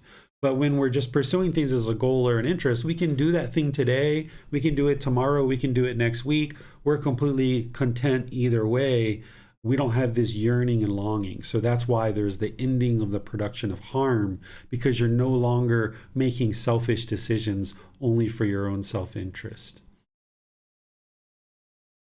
Thank you, sir. Mm-hmm. It does not appear that we have any more questions on this chapter, sir. All right. So you guys can read that if you haven't read it already. And if you have questions, you can put them in the Facebook group, or you can send me a private message or schedule a personal guidance session. Okay, let's go to Jan for chapter 39. Thank you, Miranda. One who develops mindfulness of death diligently for the destruction of the taints. Monks, mindfulness of death, when developed and cultivated, is of great fruit and benefit, culminating in the deathless enlightenment, having the deathless as its conclusion. But do you monks develop mindfulness of death? When this was said, one monk said to the perfectly enlightened one, "Venerable sir, I develop mindfulness of death." Monks, the monk who develops mindfulness of death thus, "May I live just a night and a day so that I may attend to the perfectly enlightened one's teaching. I could then accomplish much. May I live just a day so that I may attend to the perfectly enlightened one's teaching. I could then accomplish much. May I live just half a day so that I may attend to the perfectly enlightened one's teaching. I could then accomplish much. May I live just the length of time it takes to eat a single alms food meal so that I may attend to the perfectly enlightened one's teaching. I could then accomplish much. May I live just the length of time it takes to eat half an alms food meal so that I may attend to the perfectly enlightened one's teaching. I could then accomplish much. May I live just the length of time it takes to chew and swallow 4 or 5 mouthfuls of food so that may attend to the perfectly enlightened one's teaching. I could then accomplish much. These are called monks who dwell carelessly. They develop mindfulness of death sluggishly for the destruction of the taints. But the monk who develops mindfulness of death thus, "May I live just the length of time it takes to chew and swallow a single mouthful of food so that I may attend to the perfectly enlightened one's teaching. I could then accomplish much. May I live just the length of time it takes to breathe out after breathing in, or to breathe in after breathing out, so that I may attend to the perfectly enlightened one's teaching. I could then accomplish much." These are called monks who reside determined. They develop mindfulness of death diligently for the destruction of the taints. Therefore, monks, you should train yourself thus. We will reside determined. We will develop mindfulness of death diligently for the destruction of the taints. Thus should you train yourself. Okay, thank you, Jan. So the Buddha's talking about 2 different things here, but he's kind of describing them around dedication and diligence, and ensuring that someone remains dedicated and diligent and not being complacent even in the slightest amount. But what he's talking about here with mindfulness of death or awareness of death, this is where I've talked with some of you guys where you're interested in understanding how to eliminate attachment to somebody, to a certain individual. You can develop the mindfulness of death or awareness of death of other people's death, and also your own death. If you fear death, you can actually sit and reflect and contemplate death, not like you would like to kill yourself, but on your own death as if you have actually died, or your mom or your dad has actually died, or your child or your life partner or somebody like this, because you're going to have to confront death of your own death and other people's death at some point in your life. It's avoidable. You're not able to, it's unavoidable. You can't avoid not confronting death. And you can confront that on your own terms by going through reflection and spending 20, 30 minutes, seeing what feelings arise as you're contemplating that and you're reflecting on that, and then deal with that while the people are alive. Or you can try to avoid that contemplation because you fear that, you have an aversion to that. but you're going to confront it at some point in the future when that person potentially dies prior to you, or your own death. So if you do this on your terms, you can actually get the mind to the point where it accepts your own death and it accepts the death of others. It understands the impermanence, and then you're able to eliminate the taint. The taint that the Buddha is talking about here is the 6th and 7th taint, which is desire for form, to be reborn into a form realm of animal or human, and desire for formless, which is the desire to be born in either the hell, afflicted spirits, or heavenly realm. You need to eliminate those two taints along with the others in order to get to enlightenment. Because if you have a desire to exist in the cycle of rebirth, then the mind has not yet eliminated the craving, desire, attachment for existence, which are those 6th and 7th fetters. And if you fear death, then the mind has not yet let go and realize that this is part of life and that you are going to experience death. So developing mindfulness of death, or reflecting and cultivating on your own death, is really helpful for you to confront your own death and eliminate the desire for form and desire for formless. And having mindfulness of death, or reflecting on the death of others, will help you to eliminate the attachment to others, because you can kind of live that experience. But then after you've done that 2, 3, 4, 5, 8, 10 times, and each time you emerge with less and less emotion, you emerge with no strong feelings, and you've done that multiple times, and you're like, okay, well, I've just kind of accepted this. Then you can enjoy the rest of your life with this person and living in harmony with this person, because you're no longer clinging and craving for this person to be permanent. So that's what the Buddha is talking about here with mindfulness of death. But he's using that as a way to really, truly talk about diligence. He's talking about dedication, determination, and diligence. He happens to be relating it to developing mindfulness of death, but he's really talking about dedication and diligence. So what questions do you guys have on this chapter? Janet has her hand raised. Let's go to her. Thank you, Miranda. Teacher David, what I'm understanding here is that the Buddha's saying, there's these monks who are thinking, if I can just stay alive long enough to attend to the perfectly enlightened one's teachings, for this amount of time, and it's getting smaller and smaller and smaller. And the Buddha's saying that this isn't not the way that you should be thinking. Am I correct about that? It seems to be comparing them to a monk who's like, let me just be able to swallow or breathe in, or Yeah, so he's talking about he's talking about not allowing this complacency to set in, where you're like, well, I've got the next day, I've got the next night, we'll kind of get to it when we get to it, kind of thing. That's where the mind can be indifferent. And he's saying, let's have more dedication, let's have more diligence than this, as if like you're only going to get this single mouthful of food in the time that it takes me to chew that and swallow that.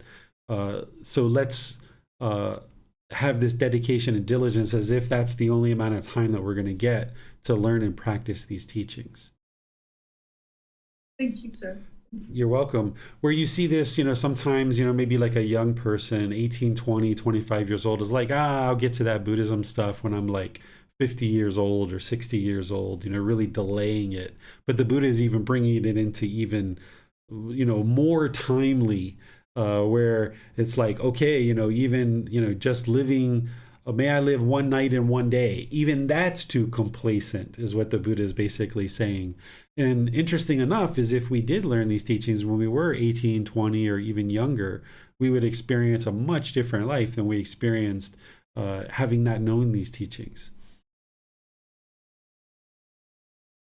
Teacher David, thank you. I finally have a related question. So I find it more troubling to think at this point that, oh, geez, I might have to be reborn and go through all of this all over again than the idea of dying. Mm-hmm. So it upsets me more that I might have to do this all over again. And I don't know, I could use some guidance in this contemplation. I don't know if that's a profitable way for me to be thinking, or, how could I use that thought to benefit myself? Does that make sense? Yeah, what I did is I used the idea and the teaching and the understanding of this cycle of rebirth as motivation, as my life, my early years were very difficult, very challenging. Of course, I had certain enjoyments and certain pleasures along the way, but there was a lot of sorrow and despair and misery along the way. And I was like, I'm not interested in coming back at all. This is before having observed prior lives and not knowing whether the cycle of rebirth was really true or not. And I was of the thinking of, even if there's like a quarter of a percent that the Buddha was right about the cycle of rebirth, and that I would need to come back and do all this all over again, and I have been doing this all over again, I'm not interested in that. So let me use it as motivation and encouragement to not be complacent. So that's the way I would use it if I were you, is just as motivation and encouragement, but don't have this craving like, oh my goodness, I'm going to be reborn, and really fear that. If that's indeed what needs to occur, then that's what needs to occur. We've been reborn multiple times, countless times in the past. This is just one of countless rebirths that we've experienced in the past. If there needs to be rebirth, then so be it. Then that's the way that I would look at it. Then so be it. I'm going to do the best I can do in this life to get as close to enlightenment or enlightened that I can. And if I get to enlightenment, okay, that's great. If I don't, then I will have gotten as close as I can get in this life. So then my next life will be that much more improved, and I will be in that much better situation in my next life. Rather than stressing or worrying about what may or may not occur in the future, instead just apply dedication and diligence right now in the present moment to accomplishing as much as you can accomplish in this path to enlightenment. And should you get to enlightenment, wonderful. If you don't, okay, that's fine too, because all this work that you're doing now is going to benefit you in a future life. Thank you. You're welcome.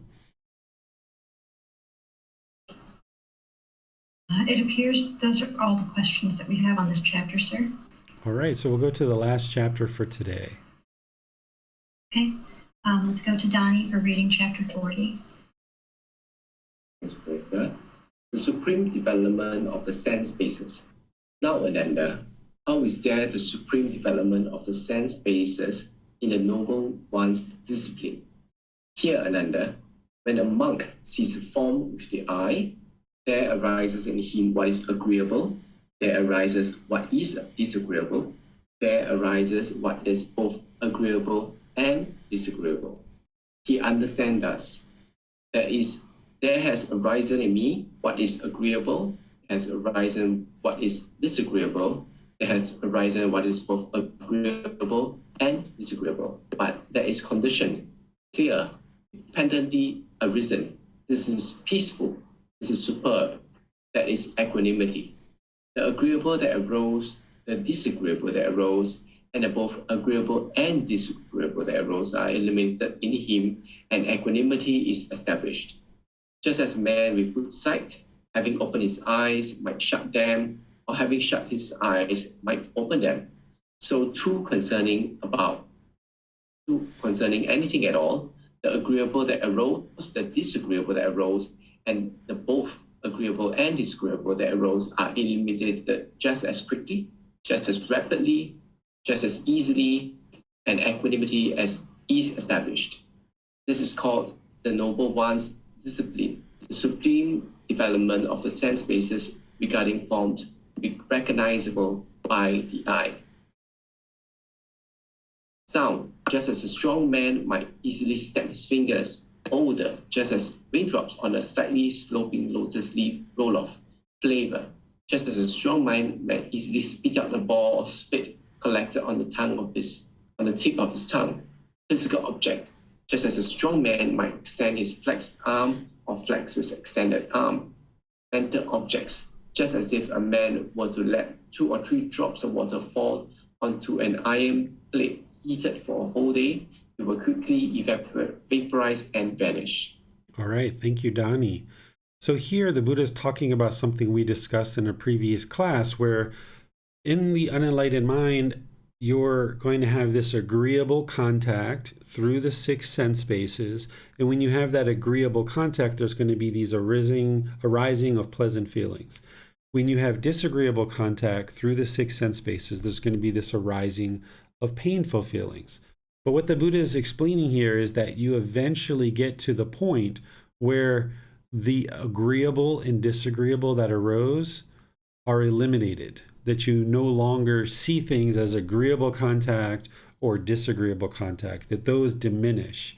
And then that's where equanimity, or this evenness of temper, is established. Because as long as there's craving, desire, attachment in the mind, there's going to be something that you agree and you say, oh, this is agreeable. This is what I want. This is what the mind craves. This is what it yearns for. This is what it longs for. This is agreeable. As long as there's craving, there's going to be this rising of conditioned pleasant feelings. And as long as there's that, there's going to be this disagreeable as well, where there's going to be this arising of conditioned painful feelings. But when that all diminishes and you just see it as contact, that there's some form that you see, there's some sound, there's some odor, there's some flavor, there's some physical object or mental object. All these things are just happening. They're all impermanent. You don't necessarily agree with them or disagree with them. It's just all happening and they're just all impermanent.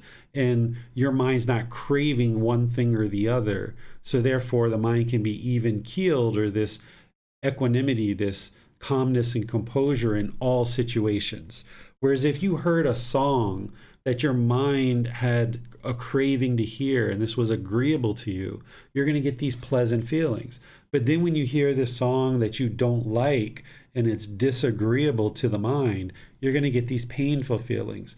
But in those situations, if you can just understand that all these things are impermanent and you don't need to see it as agreeable or disagreeable, it's just sound.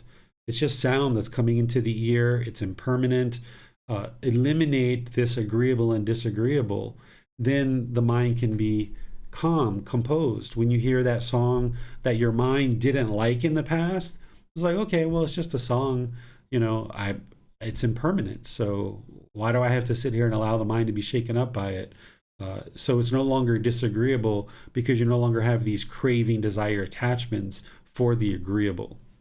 And the Buddha is explaining that you can eliminate this very quickly and very rapidly. So just as a man with good sight, having opened his eyes, might shut them, or having shut his eyes might open them, so too concerning anything at all, the agreeable that arose, the disagreeable that arose, the both agreeable and disagreeable that arose are eliminated just as quickly, just as rapidly, just as easily, and equanimity is established. So just like the person might open their eyes and shut their eyes, the Buddha is saying that as you develop the mind and these agreeable and disagreeable are eliminated from the mind, then you can establish this equanimity. And then he talks about it here as eyesight, talking about the eye sense base, but he also talks about it through these other ways and these other analogies for the other sense bases. So that's what you ultimately need to get to. And you're doing that through breathing mindfulness meditation. You're doing that through practicing generosity. Those are the generalized trainings that you're practicing to train the mind to get this discipline. But then, like we talked about in this class, when you observe the mind craving through these sense bases, you restrain it, you pull it back. You cut off that craving and let it go. Don't allow the mind to long and yearn through these sense bases.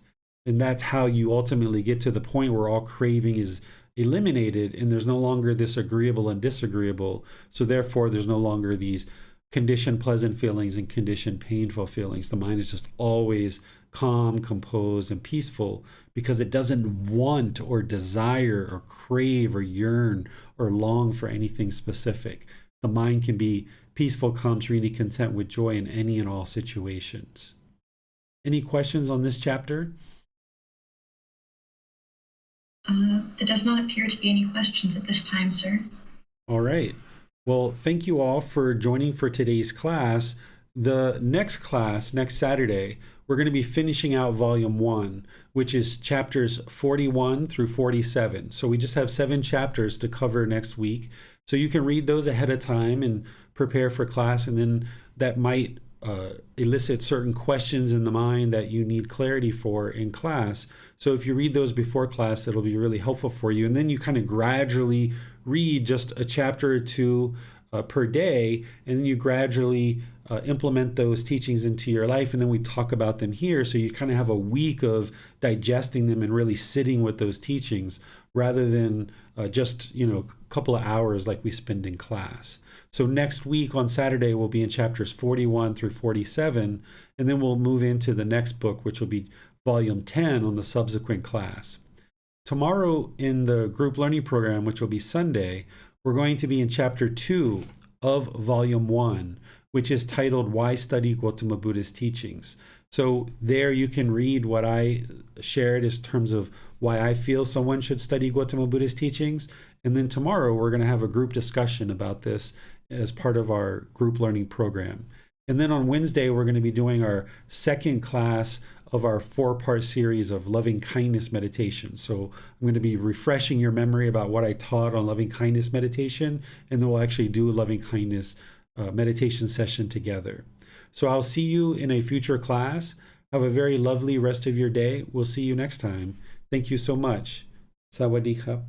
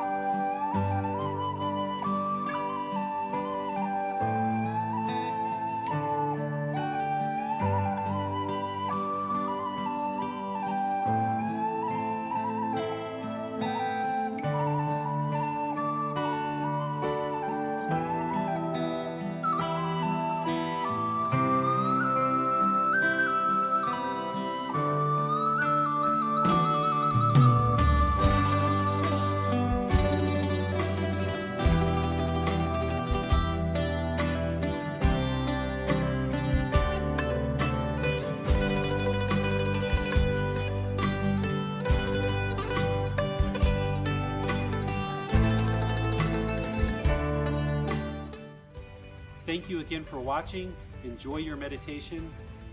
Look forward to seeing you online and answering any questions that you might have. Thank you so much.